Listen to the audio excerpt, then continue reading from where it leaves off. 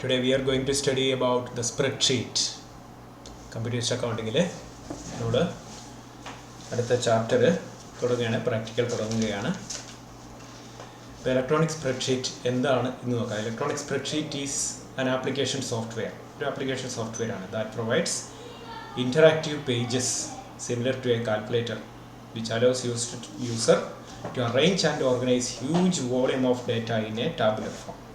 നമുക്ക് ടാബുലർ ഫോമിൽ ഒരു large volume of data save ചെയ്യാനും അതിനെ ഓർഗനൈസ് ചെയ്യാനും അത് ഉപയോഗിച്ച് വിവിധ തരത്തിൽ അത് പ്രോസസ്സ് ചെയ്ത് ഇൻഫർമേഷൻസ് ജനറേറ്റ് ചെയ്യാൻ നമ്മളെ സഹായിക്കുന്ന ഇൻറ്ററാക്റ്റീവ് പേജസ് അടങ്ങുന്ന ഒരു ആപ്ലിക്കേഷൻ സോഫ്റ്റ്വെയറിനെയാണ് നമ്മൾ ഇലക്ട്രോണിക് സ്പ്രെഡ്ഷീറ്റ് എന്ന് പറയുന്നത്. So electronic spreadsheet facilitates arithmetic calculations, arrange and analyse data and provides easy correction of errors. തെറ്റുകളുണ്ടെങ്കിൽ വളരെ എളുപ്പത്തിൽ നമുക്ക് കറക്റ്റ് ചെയ്യാൻ കഴിയും ഈ സ്പ്രെഡ്ഷീറ്റിൽ. ഇനി ഒരു വർക്ക് ബുക്ക്, ഒരു എക്സൽ ഫയലിനെയാണ് വർക്ക് ബുക്ക് എന്ന് പറയുന്നത്. A file in spreadsheet. Okay, വിൻഡോസിലാണെങ്കിൽ എക്സലാണ്, നമ്മൾ ഉബുണ്ടുവിലാകുമ്പോൾ ലിബ്രെ ഓഫീസ് കാൽക്കാണ് നിങ്ങൾ ഉപയോഗിക്കുന്നത്. ഈ ലിബ്രെ ഓഫീസ് കാൽക്ക് ഫയലിനെയാണ് സ്പ്രെഡ്ഷീറ്റ് എന്ന് പറയുന്നത്. Workbook contains a number of worksheets. ഡിഫോൾട്ടായിട്ട് ഒരു വർക്ക് ഷീറ്റാണ് ഈ വർക്ക് ബുക്കിലുള്ളത്. നമുക്ക് ആവശ്യമനുസരിച്ച് വർക്ക് ഷീറ്റുകൾ ആഡ് ചെയ്യാൻ കഴിയും. Then we are going to study the spreadsheet software in Ubuntu, that is LibreOffice Calc. ഇതുപോലുള്ള മറ്റ് സ്പ്രെഡ്ഷീറ്റ് സോഫ്റ്റ്വെയറുകളുണ്ട്. വിൻഡോസിലേക്ക് പോയാൽ MS Excel ഉണ്ട്, ഓക്കെ, ഓപ്പൺ ഓഫീസ് ഉണ്ട്, സ്റ്റാർ ഓഫീസ് ഉണ്ട്, വിവിധ തരത്തിലുള്ള സ്പ്രെഡ്ഷീറ്റ് സോഫ്റ്റ്വെയറുകൾ ഉണ്ട്. നമ്മൾ പഠിക്കുന്നത് LibreOffice Calc ആണ്. It's a spreadsheet application that we can use to calculate, analyse and manage data. ഇനി ഈ സ്പ്രെഡ്ഷീറ്റ്, അതായത് LibreOffice Calcന് ചില പ്രത്യേകതകളുണ്ട്. ഒന്നാമത്തെ പ്രത്യേകത, it is easy to make calculations. Okay, software provides a lot of tools which we can use to perform calculations on different data spread across sheet with ease. വിവിധ ഷീറ്റുകളിലുള്ള data ഉപയോഗിച്ച് വിവിധ തരത്തിലുള്ള calculations നടത്താൻ വേണ്ട ധാരാളം ടൂൾസ് സ്പ്രെഡ്ഷീറ്റിൽ ഉണ്ട്, LibreOffice കാൽക്കിൽ ഉണ്ട്. ഇതാണ് അതിൻ്റെ ഒന്നാമത്തെ പ്രത്യേകത. രണ്ടാമത്തേത്, വാട്ട് ഇഫ് കാൽക്കുലേഷൻസ്. ഒരു പ്രത്യേക സിറ്റുവേഷൻ ചേഞ്ച് ചെയ്താൽ അതിൻ്റെ എഫക്റ്റ് എന്തായിരിക്കും എന്നറിയാനാണ് നമ്മൾ വാട്ട് ഇഫ് കാൽക്കുലേഷൻ ഉപയോഗിക്കുന്നത്. It is used for predictions. നമ്മൾ ഫിനാൻഷ്യൽ മാനേജ്മെൻറ്റിലൊക്കെ ധാരാളം പ്രഡിക്ഷൻസ് വേണ്ടി വരും. സ്റ്റാറ്റിസ്റ്റിക്സിൽ നമ്മൾ പ്രഡിക്ഷൻസ് പഠിക്കുന്നുണ്ട്. അപ്പോൾ ഇത്തരം പ്രഡിക്ഷൻസ് നടത്താൻ വേണ്ടിയാണ് വാട്ട് ഇഫ് കാൽക്കുലേഷൻസ് ഉപയോഗിക്കുന്നത്. ഒരു പ്രത്യേക സിറ്റുവേഷൻ ചേഞ്ച് ചെയ്താൽ, if A particular condition changes, what will happen. Okay, ഇത് പ്രെഡിക്റ്റ് ചെയ്യാനാണ് വാട്ട് ഇഫ് കാൽക്കുലേഷൻ ഉപയോഗിക്കുക. മൂന്നാമത്തേത്, സെർവ്സ് ആസ് എ ഡേറ്റാബേസ്. ഇതൊരു ഡേറ്റാബേസ് ആയിട്ട് നമുക്ക് ഉപയോഗിക്കാം. അതായത് we can store large volume of data, it can be organised, okay, it can be filtered and we can apply different types of formatting also. ഒരു database ആയിട്ട് നമുക്കിതിനെ ഉപയോഗിക്കാൻ കഴിയും. നാലാമത്തത്, arranging data. The data stored in a spreadsheet can be organized or reorganized according to the needs of the users. നമ്മുടെ ആവശ്യമനുസരിച്ച് നമുക്കതിനെ organise ചെയ്യാം, റീഓർഗനൈസ് ചെയ്യാം, ഓക്കെ, ആൻഡ് നമുക്ക് വിവിധ തരത്തിലുള്ള ഫോർമാറ്റിങ്സ് അപ്ലൈ ചെയ്യാം, സോർട്ട് ചെയ്യാം, അതിനെ ഫിൽറ്റർ ചെയ്യാം. Okay, so we can customise this data as per the requirement of the customers. And fifth one is dynamic charts. There are different charts, inbuilt charts in the LibreOffice Calc. So using these charts we can present the data in more appealing manner. വളരെ appealing ആയിട്ട് നമുക്ക് data present ചെയ്യാൻ സാധിക്കും സ്പ്രെഡ്ഷീറ്റിൽ, LibreOffice Calcൽ. Then LibreOffice Calc has some parts or components. അത് LibreOffice Calc ഉപയോഗിച്ച് തന്നെ ഞാൻ കാണിച്ചു തരാം. ജസ്റ്റ് ഒന്ന് പറഞ്ഞു തരാം. അതിൻ്റെ ഏറ്റവും മുകളിലുള്ള ഈ ഭാഗമാണ് അൺടൈറ്റിൽഡ് 1. അത് ഫയൽ നെയിമാണ്, നമ്മൾ കൊടുക്കുന്ന ഫയൽ നെയിമാണ് ഇവിടെ വരിക. Okay, open office ORG Calc. ഇത് ഓപ്പൺ ഓഫീസിൻ്റെ ഒരു പിക്ചറാണ്. നിങ്ങൾക്ക് LibreOffice തന്നെ കാണിച്ചു തരാം. ഓക്കെ, അപ്പോൾ ഈ ഭാഗത്തിനെ ടൈറ്റിൽ ബാർ എന്ന് പറയും. ഈ രണ്ടാമത് കാണുന്നത് മെനു ബാർ ആണ്.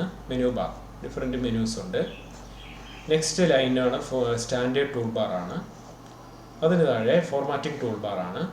ഫോർമാറ്റിംഗ് ടൂൾ ബാറിൽ നമുക്ക് ഫോണ്ട് സൈസ് മാറ്റാനും ഫോണ്ടിൻ്റെ കളർ മാറ്റുക, ഫോണ്ട് മാറ്റുക, അത് ബോൾഡോ ഇറ്റാലിക്സ് കൊടുക്കുക, ഇങ്ങനെയുള്ള ഫോർമാറ്റിങ്സ് ആണ് ഫോർമാറ്റിംഗ് ടൂൾ ബാറിലുള്ളത്.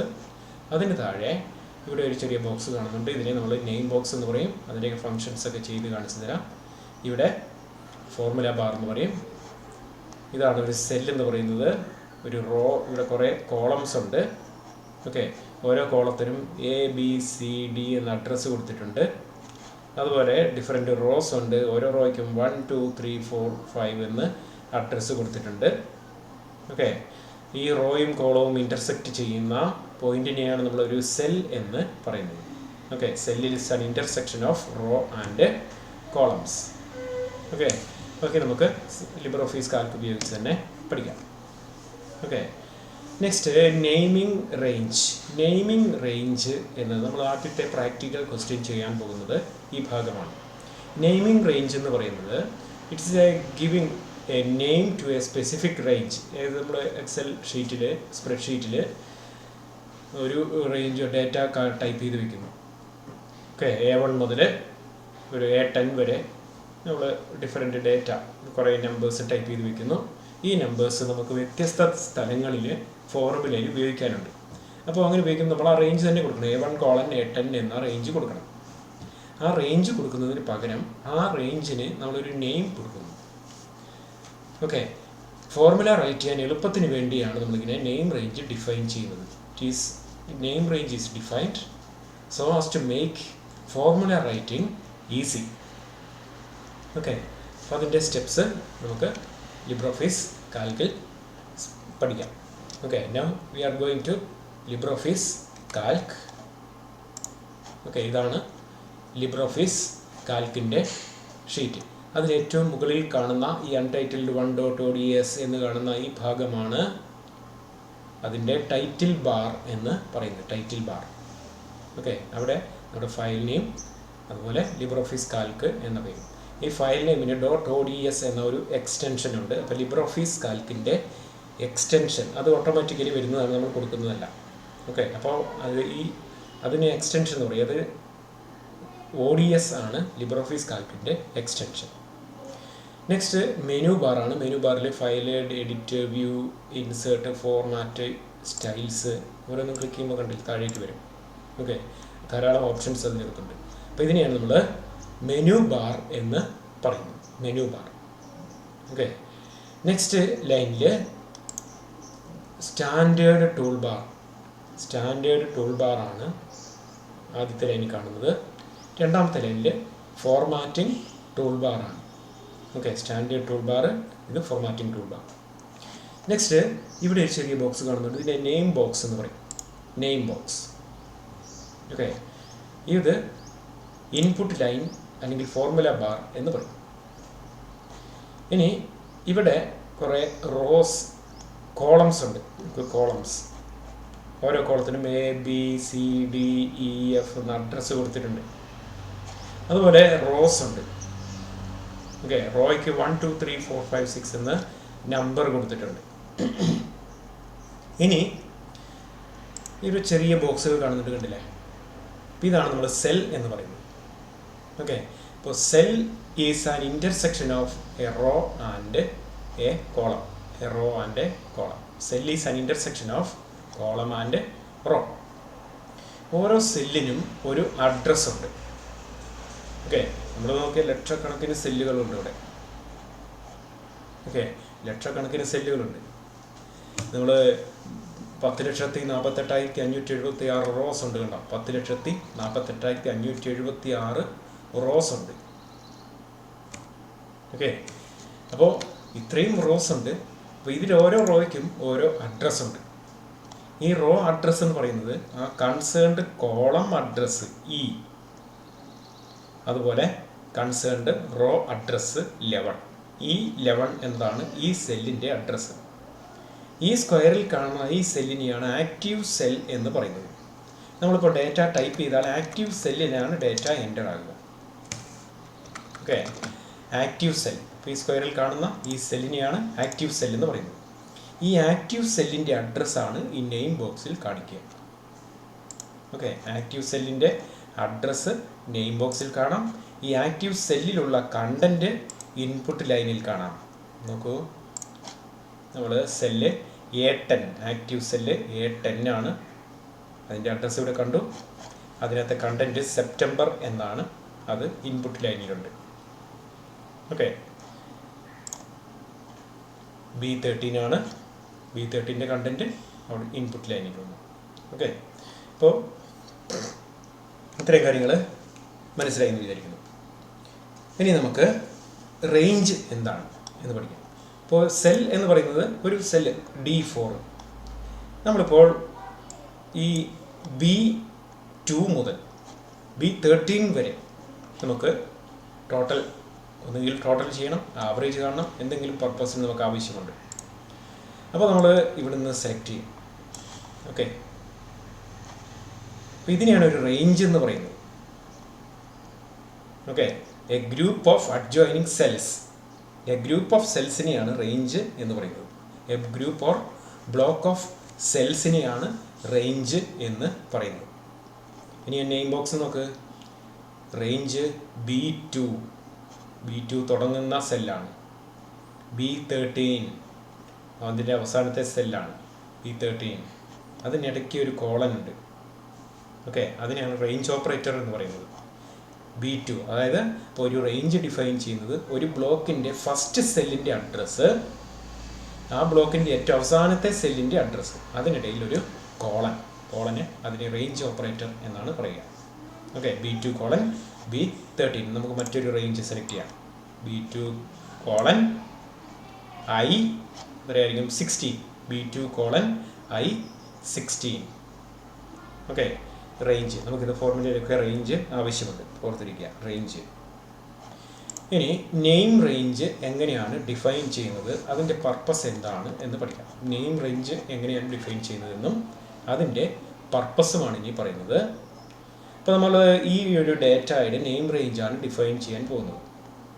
അതിൽ ന്യൂമറിക് വാല്യൂ ഉള്ള ഫീൽഡ്, അതായത് സെയിൽസ് എന്ന ഒരു ഡേറ്റ, നമ്മൾ സെയിൽസ് എന്ന ഡേറ്റ സെലക്ട് ചെയ്യാതെ. ഓക്കെ, B2 B13 സെലക്ട് ചെയ്യാം. Now മെനു ബാറിൽ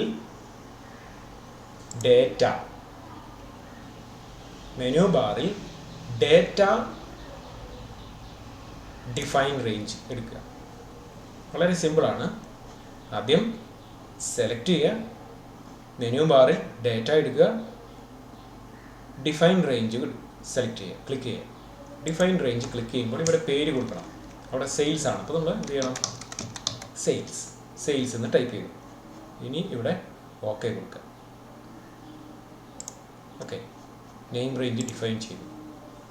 ഇനി ഇത് ഉപയോഗിക്കുന്നത് എങ്ങനെയാണെന്ന് നോക്കാം. നോക്കൂ, ഈക്വൽ ടു സം.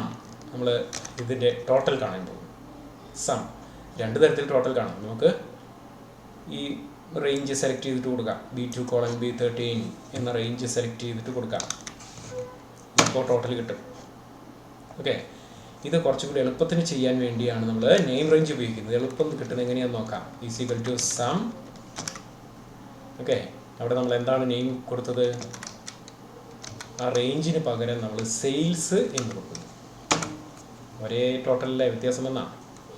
ഇനി ആവറേജ് കാണണമെങ്കിലോ ഈക്വൽ ടു ആവറേജ് ബ്രാക്കറ്റിൽ സെയിൽസ്. ഓക്കെ, അപ്പം ഇതുപോലെ ഒരു ഫോർമുല റൈറ്റ് ചെയ്യാൻ എളുപ്പത്തിന് വേണ്ടിയാണ് നമ്മൾ നെയിം റേഞ്ച് ഡിഫൈൻ ചെയ്യുന്നത്. ഓക്കെ, നെയിം റേഞ്ച് ഡിഫൈൻ ചെയ്യാൻ വളരെ എളുപ്പമാണ്. ആ റേഞ്ച് സെലക്ട് ചെയ്യുക, ഡേറ്റ ടാബിൽ, മെനു ബാറിൽ ഡേറ്റ ടാബിൽ ഡിഫൈൻ റേഞ്ച് സെലക്ട് ചെയ്യുക, അതിൽ നെയിം കൊടുക്കുക. ഓക്കെ, ഓക്കെ കൊടുക്കുക. ഓക്കെ, നമുക്ക് മനസ്സിലാവുന്ന നെയിം കൊടുക്കണം. അതുകൊണ്ടാണ് സെയിൽസ് ആണെങ്കിൽ സെയിൽസ് എന്ന് തന്നെ കൊടുക്കുക, പ്രോഫിറ്റ് ആണെങ്കിൽ നെയിം പ്രോഫിറ്റ് എന്ന് തന്നെ കൊടുക്കുക, കോസ്റ്റ് ആണെങ്കിൽ നെയിം കോസ്റ്റ് എന്ന് തന്നെ കൊടുക്കുക. കാരണം നമുക്കത് മനസ്സിലാകണം. പിന്നെ ഫോർമുല കൊടുക്കുമ്പോൾ നമുക്ക് മനസ്സിലാകണം സെയിൽസ് ഏതാണ്, കോസ്റ്റ് ഏതാണ്, അതൊക്കെ നമുക്ക് മനസ്സിലാകണം. ഓക്കെ, അപ്പോൾ നെയിം റേഞ്ച് ഡിഫൈൻ ചെയ്യുന്നത് എങ്ങനെ എന്ന് നിങ്ങൾ പഠിച്ചു. അതിൻ്റെ ക്വസ്റ്റ്യൻ ഞാൻ തരും. അപ്പോൾ അത് നിങ്ങൾ കൂടുതൽ ചെയ്ത് പഠിക്കുമ്പോൾ മനസ്സിലാകും കുറച്ചുകൂടി. ഇനി നമ്മൾ പഠിക്കാൻ പോകുന്നത് ഒരു വർക്ക്ഷീറ്റ് നമ്മൾ ക്ലോസ് ചെയ്യുന്നത് എങ്ങനെ, ഓക്കെ, എങ്ങനെയാണ് ക്ലോസ് ചെയ്യുന്നത് എന്നാണ്. അതിൻ്റെ എക്സിറ്റ് എന്താണ്. ഓക്കെ, തൽക്കാലം നമുക്കുള്ള വർക്ക്ഷീറ്റെല്ലാം ക്ലോസ് ചെയ്തു. ഇനി ഒരു വർക്ക്ഷീറ്റ് നമുക്ക് ഓപ്പൺ ചെയ്യണം, പുതിയൊരു വർക്ക്ഷീറ്റ് ഓപ്പൺ ചെയ്യണം. Entirely new worksheet. ഇപ്പോൾ ഇവിടെ മെനു ബാറിൽ ഫയൽ മെനുവിൽ ന്യൂ എന്ന ഓപ്ഷനുണ്ട്. അവിടെ സ്പ്രെഡ്ഷീറ്റ് സെലക്ട് ചെയ്യാം. ഓക്കെ, ഇപ്പോൾ ന്യൂ ഷീറ്റ് കിട്ടി. ഓക്കെ, ഈ ന്യൂ ഷീറ്റ് നമുക്ക് ക്ലോസ് ചെയ്യാം. ഈ ഷീറ്റ് നമുക്ക് ക്ലോസ് ചെയ്യാം. ഇവിടെ ഒരു ക്ലോസ് ബട്ടൺ ഉണ്ട്, എക്സിറ്റ് ലിബ്രെ ഓഫീസും ഉണ്ട്. എക്സിറ്റ് ഞാൻ അവസാനം കാണിച്ചു തരാം, ക്ലോസും രണ്ടും കാണിച്ചു തരാം. ഓക്കെ, ഇനി ഒരു വർക്ക്ഷീറ്റ് സേവ് ചെയ്യണം. നമുക്കൊരു വർക്ക്ഷീറ്റ് ഓപ്പൺ ചെയ്യാൻ ഇവിടെ സ്റ്റാൻഡേർഡ് ടൂൾ ബാറിൽ ഇവിടെ ന്യൂ ബട്ടൺ ഉണ്ട്. ഈ ന്യൂ ബട്ടൺ ക്ലിക്ക് ചെയ്താലും വർക്ക്ഷീറ്റ് ഇതുപോലെ ഓപ്പൺ ചെയ്ത് കിട്ടും. ഓക്കെ, ഇനി ഇവിടെ ഒരു നിലവിൽ സേവ് ചെയ്തിരിക്കുന്ന ഒരു വർക്ക്ഷീറ്റ് ഓപ്പൺ ചെയ്യണമെങ്കിൽ ഈ ഓപ്പൺ എന്ന ഓപ്ഷൻ ഉപയോഗിക്കുക. നമുക്ക് ഓപ്പൺ ചെയ്യേണ്ട വർക്ക്ഷീറ്റ് സെലക്ട് ചെയ്യുക, ഓക്കെ കൊടുക്കുക. ഓക്കെ, ഓപ്പൺ ചെയ്യാൻ മെനു ബാറിൽ ഓപ്പൺ കൊടുക്കുക. സ്റ്റാൻഡേർഡ് ടൂൾ ബാർ ഉപയോഗിച്ചാൽ ഈ ഓപ്പൺ എന്ന ബട്ടൺ കൊടുക്കുക. കേട്ടോ, ഒരേ വിൻഡോയാണ് ഓപ്പൺ ചെയ്ത് വരുന്നത്. ഇനി സേവ് ചെയ്യാൻ സേവ് ഫയൽ മെനുവിൽ സേവ് എന്ന ഓപ്ഷൻ എടുക്കുക. ഓൾറെഡി ഞാൻ സേവ് ചെയ്തതാണ്, അതുകൊണ്ട് സേവായി. അത് മറ്റൊരു ഓപ്ഷനുണ്ട്, സേവ് ആസ്.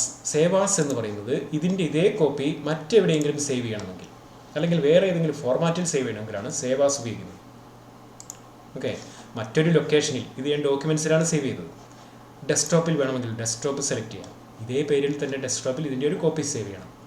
അതല്ലെങ്കിൽ ഇത് മറ്റൊരു ഫോർമാറ്റിൽ നമുക്ക് സേവ് ചെയ്യാനും ഇത് തന്നെയാണ് ഉപയോഗിക്കുക. എക്സൽ ഫോർമാറ്റിൽ സേവ് ചെയ്യണം. ഓക്കെ, എക്സൽ ഫോർമാറ്റിൽ സേവ് ചെയ്യണമെങ്കിൽ ഈ ഫോർമാറ്റ് ഇവിടെ സെലക്ട് ചെയ്യാം. ഓക്കെ, അപ്പോൾ ഈ രണ്ട് പർപ്പസിന് വേണ്ടിയാണ് സേവ് ആസ് എന്ന ഓപ്ഷൻ ഉപയോഗിക്കുന്നത്. സേവ് എന്ന ഓപ്ഷൻ എടുക്കുമ്പോഴും ഇതേ വിൻഡോ തന്നെയാണ് വരുന്നത്. നമ്മൾ ആദ്യം ഇവിടെ ഫയൽ നെയിം കൊടുക്കണം. ഇവിടെ എവിടെയാണ് സേവ് ചെയ്യേണ്ടതെന്ന ലൊക്കേഷൻ ഇവിടെ സെലക്ട് ചെയ്ത് കൊടുക്കണം. ഓക്കെ, ഈ രണ്ട് കാര്യങ്ങളാണ് ചെയ്യേണ്ടത്. എന്നിട്ട് നമ്മൾ സേവ് കൊടുത്താൽ മതി. ഓക്കെ, സേവ് പഠിച്ചു, ഓപ്പൺ പഠിച്ചു, ക്ലോസ് പഠിച്ചു. ഇനി ഈ വർക്ക്ഷീറ്റ് ക്ലോസ് ചെയ്യുന്നത്, അതായത് ഫയൽ രണ്ട് ക്ലോസ് ഉണ്ട്. ഇവിടെ ഒരു ക്ലോസ് ബട്ടൺ ഉണ്ട്, ഇവിടെ ഒരു എക്സിറ്റ് ബട്ടൺ ഉണ്ട്. ഇത് എക്സിറ്റ് ബട്ടണാണ് വലുത്, ഈ ചെറുത് ക്ലോസ് ബട്ടൺ. ഇവിടെ ഫയലിൽ ഇവിടെ ക്ലോസ് ഉണ്ട്, ഇവിടെ എക്സിറ്റ് ലിബ്രെ ഓഫീസ് ഉണ്ട്. നമുക്ക് ആദ്യം ഇതൊന്ന് ക്ലോസ് ചെയ്യാം. ഓക്കെ, നമ്മുടെ ഫയൽ ക്ലോസ് ചെയ്തു, പക്ഷേ Libre office is continuing here. Close ഇതാണ്, ക്ലോസിൻ്റെ പ്രത്യേകത ഇതാണ്. ഫയൽ ക്ലോസ് ചെയ്യുമ്പോൾ നമ്മുടെ ഫയൽ മാത്രം ക്ലോസ് ആയി, ലിബ്രെ ഓഫീസ് വീണ്ടും വർക്ക് ചെയ്യുന്നുണ്ട്. ഓക്കെ, നമുക്ക് അതൊന്ന് തുറക്കാം. ഇനി എക്സിറ്റ് വർക്ക്ഷീറ്റ് എടുത്താൽ we are closing the file as well as we are closing the LibreOffice Calc also. Exit ആണെങ്കിൽ ഉപയോഗിക്കുന്നതെങ്കിൽ നമ്മൾ എന്തൊക്കെ ക്ലോസ് ചെയ്യുന്നു? ഫയലും ക്ലോസ് ചെയ്യുന്നു, LibreOffice കാൽക്കും എക്സിറ്റ് ചെയ്യുന്നു. ഓക്കെ, അപ്പോൾ ക്വിറ്റ് LibreOffice കാൽക്ക് മനസ്സിലായി.